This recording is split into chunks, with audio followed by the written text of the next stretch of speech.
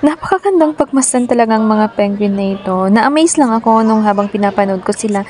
Na-amaze ako sa trait nila na masunurin sila, 'di ba? Isang whistle lang sa kanila, isang senyal na yun na papasok nila na sila sa kanilang yungib, and yun na nga nag-uunahan na sila, and lahat talaga sila kahit na yung mga lumalangoy pa, umaahon na talaga sa tubig para sumunod or para pumasok na yun dun sa yungib.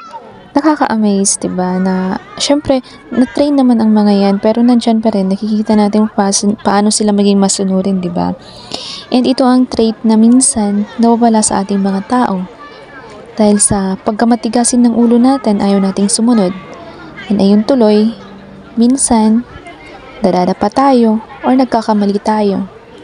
Kaya always remember na maging masunurin sa mga taong tumutulong or nag-guide sa atin. Marunong tayong sumunod, hindi lang sa mga utos pero sa mga payo nila. Sa mga payo nila na minsan parang hindi tugma sa ating pananaw or hindi tugma sa ating mga gusto. Pero minsan ang mga payo nila na kahit nakakasakit yun ang nagpapabuti sa atin. Kaya maging masunurin.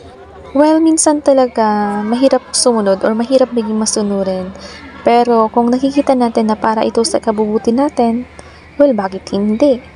And ayun, balik tayo sa mga penguin. Nakapasok na nga ang lahat ng mga masunuring penguin.